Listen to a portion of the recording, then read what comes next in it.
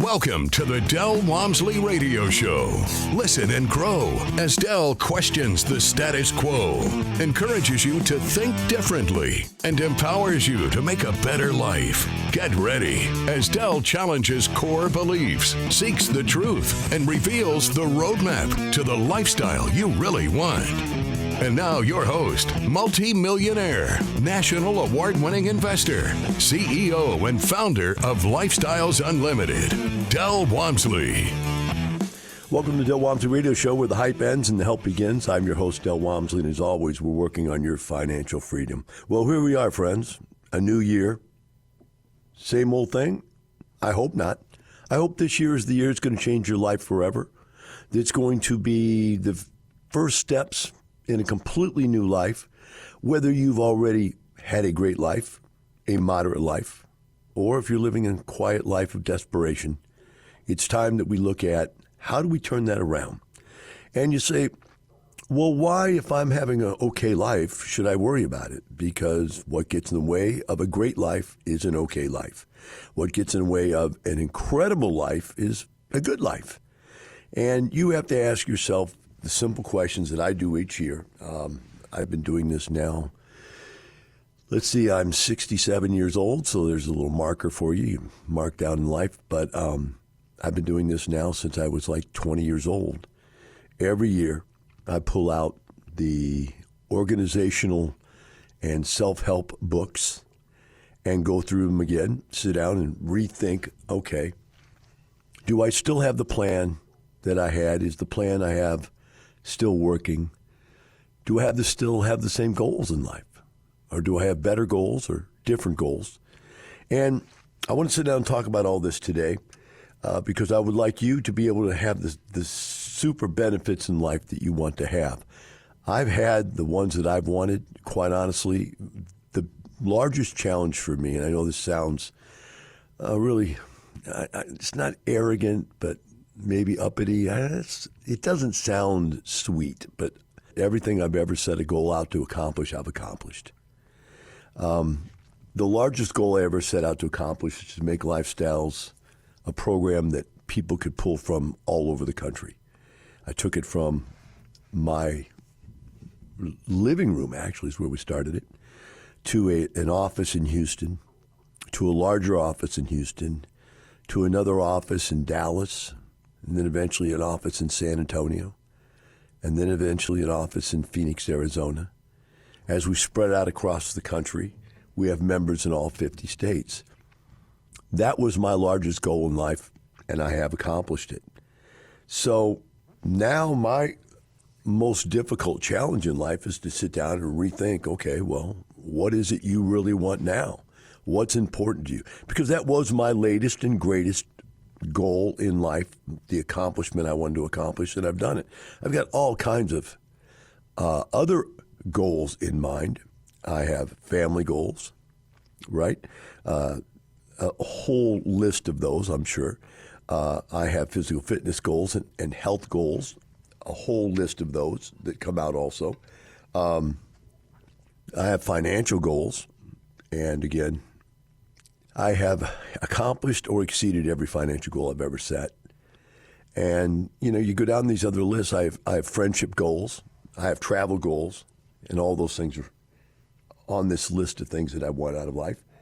But what's important to understand is that the really big goals, the really important things in life, have to take precedent, and they have to be gotten out of the way, because if you don't get the really big things out of the way, then you won't be able to do the small things.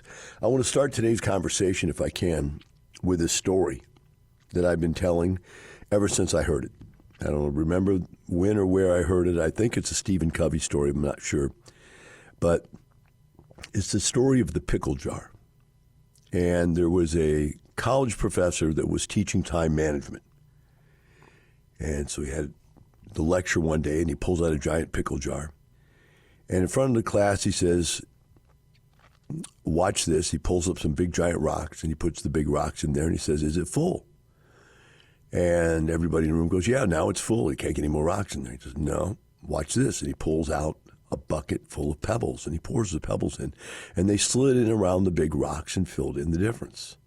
He said, there, now are we full? And the students say, yes, now we're full. He says, no, hold on a second.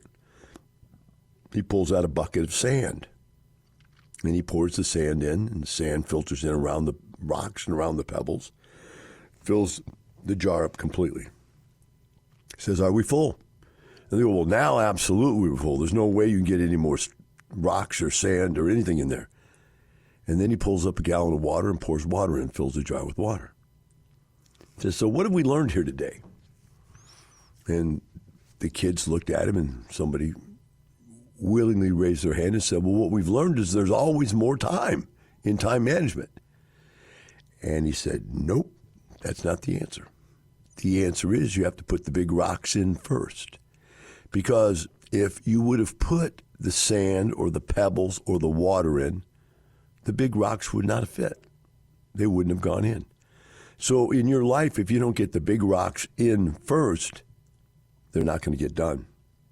So what I'd like you to think about is what really makes life happen. And if you go out and get a book called 7 Habits of Highly Effective People by Stephen Covey, we can follow along in that book with this discussion. I think you should read it, and I think you should read it once just to get through it. Then I think you go back and read it again. The second time you come back and you map it out, you actually write out in notes what you think is important and outline the book. I think it's important that you start at the beginning. Start with the end in mind. What would you like your life to look like? Think about that for just a second. But when you die and people say, well, this is Del, or this is Bill, or this is Sue, what do you want them to say? What do you want to be remembered for? If you're on your deathbed, what is it you'd be unhappy that you never accomplished, that you thought you should have accomplished? These are the big things in life. And I think you've got to start, just like with the pickle jar story that we talked about, you've got to start figuring out what those big things in life really are. Now, 2 of the big things in my life, and I can only share what mine are, yours are going to be different, but for those people that need my help, one of the things or 2 of the things that I focused on was, number 1, I didn't want to work 12 hours a day, 6 days a week. In fact, I really, after I cut back to 48 hours, thought, man, time is everything. Later on, as I kept cutting back, I found that the more time I had, the more life I had. Everything else I wanted to accomplish in life was being squeezed out of the pickle jar by work. Work was just consuming my life. So I went and looked at all the different options. There's got to be other ways to make money. Not everybody trades time for money for their whole life, was my thought. There has to be another way. And so I looked at, buying franchises and buying other, self-employment businesses and all different options until I came upon real estate and all of its benefits. But today I'm not going to go deep into the real estate benefits. We're going to get there, but it's not really what I want to talk about. What I want to talk about was the quest that I was on. I was looking for a way to not have to get up and go to work every day. But what everybody's paradigm was out there, and your paradigm is how you see the world. It's the maps you live by. And the paradigm that everybody had was to earn money, you have to get up and go to work. That's how you earn money. Now, you can win some money. You can get lucky and bet on something and win some money. You could maybe even, go in the stock market and over a period of time, build some wealth through investing. But in most cases, what I saw was investing, because I tried that. I went to investing. And what I found that almost everything in investing that I looked at was gambling. In other words, you buy something and hope it goes up in value, which I call the greater fool theory. The theory that you can buy something, anything, and just simply because there's going to be somebody dumber than you, they're going to be willing to pay more to own that same thing. So it's really just a form of gambling. It's buy, hold, and hope. And so you're either out there buying, holding, and hoping, or you're out there flipping, buying, working, which is doing all the work to make something happen, and then selling that work, flipping whatever product, service that you were doing for money. You're still either trading time, that would be the flipping part of any investment you do, and the work part of any investment you do. Like, for instance, I remember hearing when I first started people trading day trading stocks, and sitting at the computer every day and watching for the trades to happen and when they should happen and when you should make your moves. And, of course, then that's pretty obvious. That's a job. So people started saying, well, we have a computer program that will do it for you. You just have to check the program a couple times a day. And those people all lost their money because that became gambling. Yeah, that this computer program can outthink the entire world. Well, guys, if a computer program can outthink the entire world and the stock market, somebody out there would have already had that program, and they would be rich, and they wouldn't be selling that program, quite honestly. They would be keeping that secret. No one would know about it. So that doesn't really work. I mean, I looked at all these things. I looked at multi-level marketing, but what you're basically doing is saying, I'm going to not work by getting 800 other people to work, which those 800 other people were brought in the program because they desired to get in because they didn't want to work. And they realize that if they could get 800 other people that will do the work and they don't, they'll make money without working. I mean, the entire premise is broken if you just think about what multi-level marketing is. It just doesn't work. It's work. It's a job that you only get paid on commission. But what's weird is if you go get a job that's paid on commission, at least you get paid a commission and you don't have to pay to get the job. But in multi-level marketing, you have to buy the product to get paid on commission. So you literally have to pay to be a salesman. To me, that doesn't make a lot of sense. So multi-level marketing never made sense. So here it is. I'm sitting here and I'm thinking, look, I'm working 12 hours a day, 6 days a week. I've got no other forms of income coming in. I've tried the stock market. It failed me. I tried multi-level marketing. It failed me. I looked at all the franchises, but they were ridiculously high priced for very low return, and you still had to work in them. In most cases, I remember McDonald's, you had to work for a year and a half in a McDonald's before they'd let you buy one. It was like insane. Or go to their training program or Mickey D's training program. I don't know. And the same thing with Subway Sandwich Shop. I mean, and everybody that I know that owns one, I have a next door neighbor that owns franchises, and she's up at 3 o'clock in the morning managing these things because that's when these stores start cooking their food, transferring the food to the locations, starting the cooking, and start selling by 5 or 6 in the morning. So she puts in a lot of work. And she makes pretty good money, but she puts in a lot of work and really isn't retired. In fact, after I spoke with her, she started buying real estate. See, this is the thing, is that there are so many ways that you can add more work to your life only to add a little bit of money. But all of that is like rearranging the deck chairs on the Titanic. It isn't really solving the problem.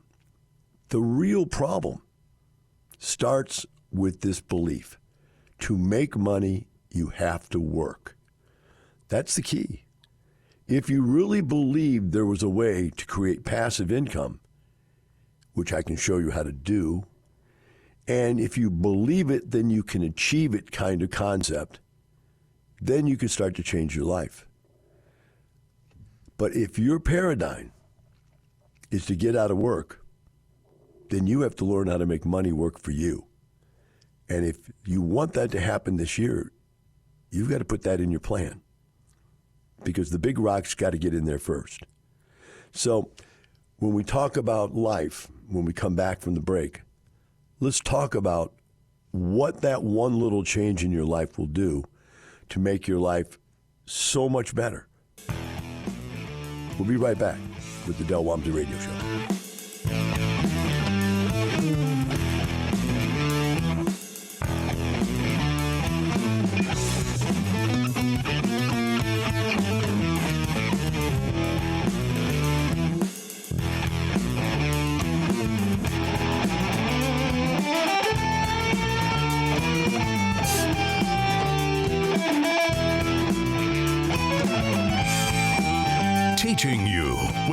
roadmap to creating the lifestyle you really want. Keep listening. The Del Walmsley Radio Show returns in moments.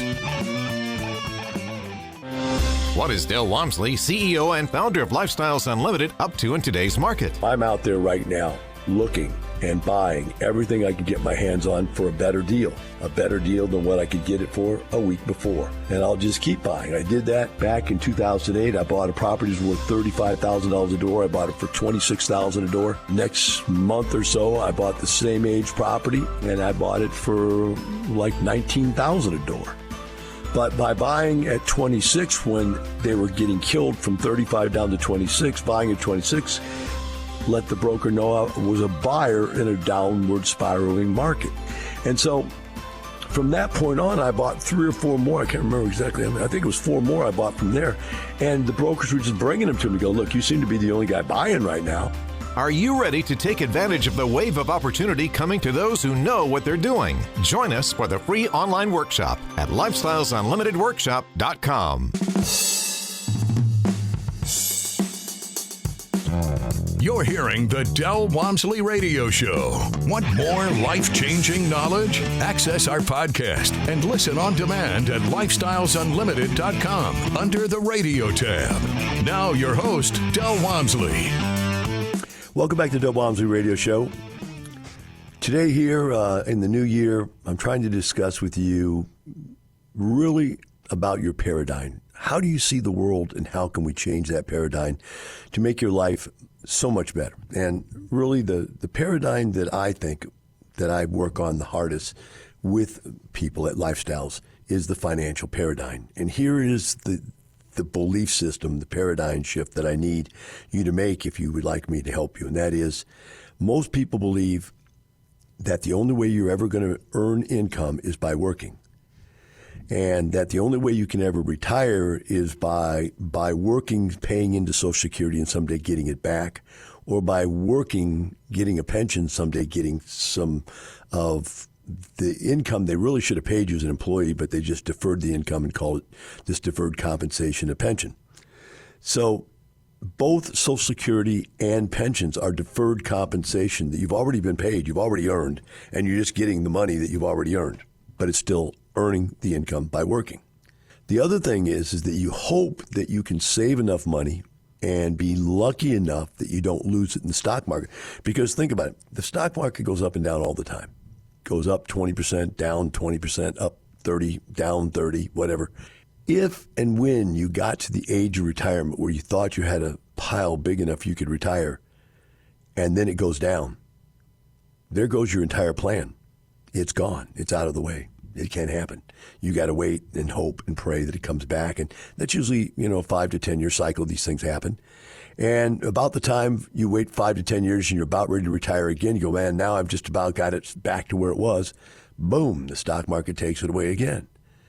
And you just keep reliving this nightmare over and over and over. And every day you get up and go to work and you suffer. You suffer the life of quiet desperation. You're either a cubicle person where you go and you drive an hour to work in your car and get in your cubicle and work, then get out and drive an hour back. And your life is just being eaten away. Or, on the other hand, you're a rat in the rat race and you get up every day and you work as hard as you can possibly work. I watch some of these guys. I don't know how they do it, man. You're 60 years old and you're still out there putting roofs on. You're still out there doing construction. You're out there working in highway crews and building crews and construction crews. I don't know how these guys do it. I really don't. I mean, I'm 67, but I haven't been able to do that kind of stuff since I was 50. It's just I don't know how they do it, but somehow they do because they have to. And the day that they stop is the day that they die. I know it sounds morbid, but it's just the reality of what happens. So what has to change in your life is you have to change the paradigm of believing that the only way to earn money is to work. And that the only way you can retire is to either save up enough deferred compensation or save up enough money and hope that it doesn't go away, that you have a large enough pile. And then if you do succeed at building the pile, let's think about this for a second, and you retire. Now your whole goal is to die before you run out of money. Because the pile is being eaten away at every day by the cost of living, inflation, taxes. It just keeps going away. And whether it's normal attrition, the usage of yourself and your family to live, or whether it's catastrophically lost for a major problem. Car blows up, house burns down, you get sick, massive sickness that you have to pay out of pocket a lot of fees, or the stock market crashes on you, or whatever you're invested in crashes, then all of a sudden it doesn't work. And you've got to go back to work. Or you learn to live on less and less and less and less and less because, whatever you're earning, if you've got your money in bonds and it's earning 1 or 2 or 3%, 4 or 5, at good times like right now, bonds are paying pretty high. As the bonds or the stocks or whatever you own go away, then that money's going to go away. It's going to go down. The amount you earn, your 5% return on whatever that pile of money is, goes down. And so the whole system doesn't work until you can make this paradigm change. The paradigm change is it's possible to produce streams of passive income. Now, real estate's the way that I've done it. I've also done it by investing in businesses that were people I totally trusted. The products seemed very, very strong and logical, and I've done that. But mostly it's real estate because they're not making any more of it. It doesn't run away from home. You never lose it. I've never lost a piece of real estate. It never disappeared on me, right? None of my friends ran off and stole my real estate or my workers or anybody else. I mean, it's there. It doesn't go anywhere, right? And if you do it correctly, it has the least amount of business problems associated with it. Now, if you take it on in the wrong manner, then it can have a lot of business problems. And that's really the key to what I do at Lifestyle is I teach people the right forms of real estate to buy and how to operate that real estate so that it's not a problem. Because you could know somebody who failed at real estate. I know people that failed at real estate. It's common. But the difference is if you do it correctly, then the failure level is minuscule. I've never lost money in real estate. Now, I can say that simply because I'm very conservative and I've never taken the big jumps, never taken the big risks, never did the kinds of deals that were big risks. I did stuff that was very aggressive, but my skill set and the people that were associated with me doing it were very skilled, and it was not that far out of line with what we are comfortable doing. So it really wasn't as much of a risk as, say, somebody who didn't understand what we know would think it was. But that's all a part of the plan. The plan is to set up streams of income. Now, it's very important that you understand a couple of things.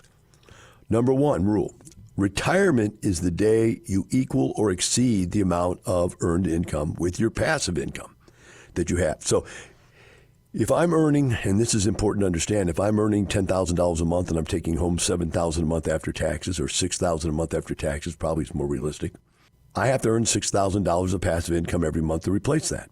Now, the second I have $6,000 of passive income, I could retire, right?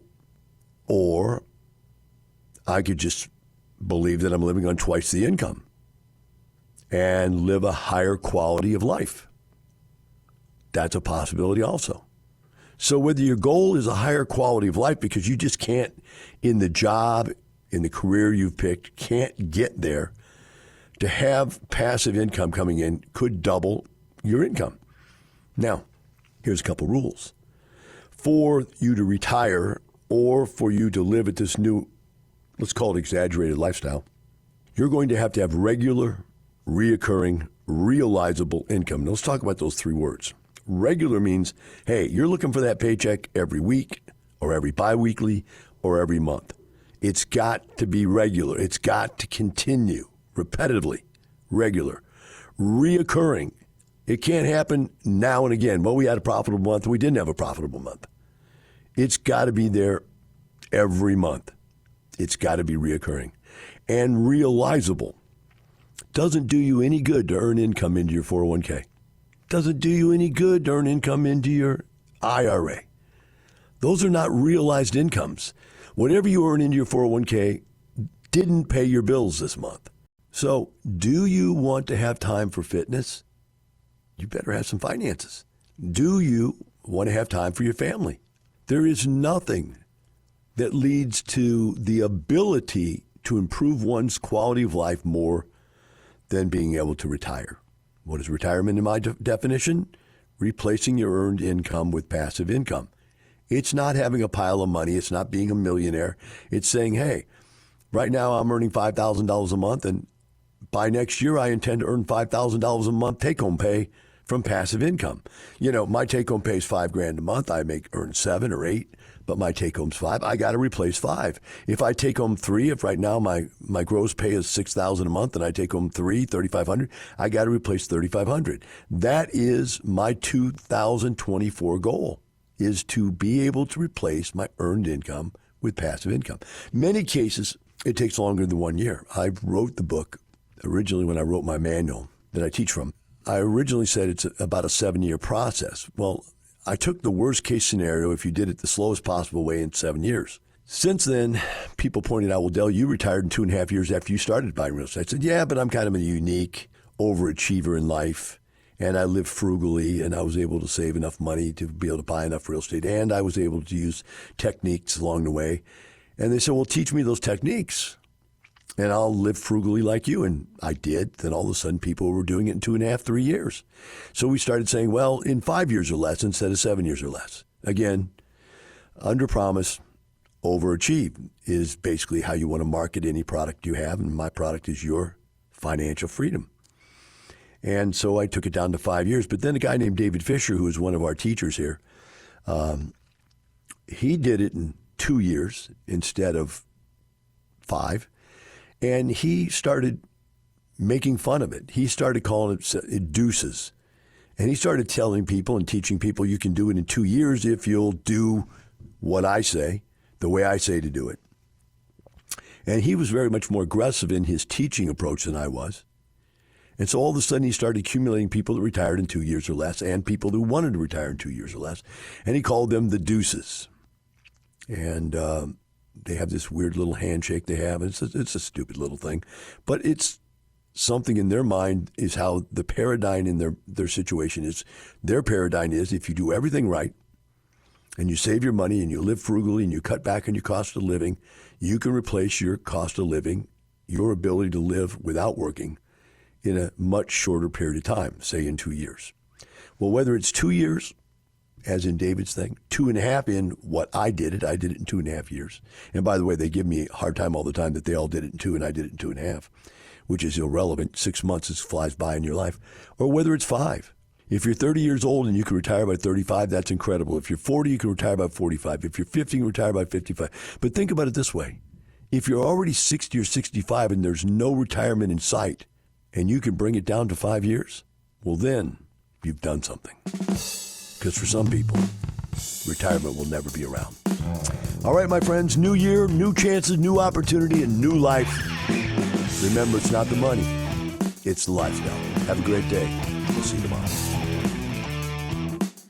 The information and opinions you hear on the Del Walmsley Radio Show are those of the host, Del Walmsley, his guests, and his callers. The Del Walmsley Show is for entertainment purposes only. Please consult a professional regarding your personal investment needs. Nothing presented on the Del Walmsley Show constitutes an endorsement, recommendation, offer, or solicitation to buy or sell any product or security.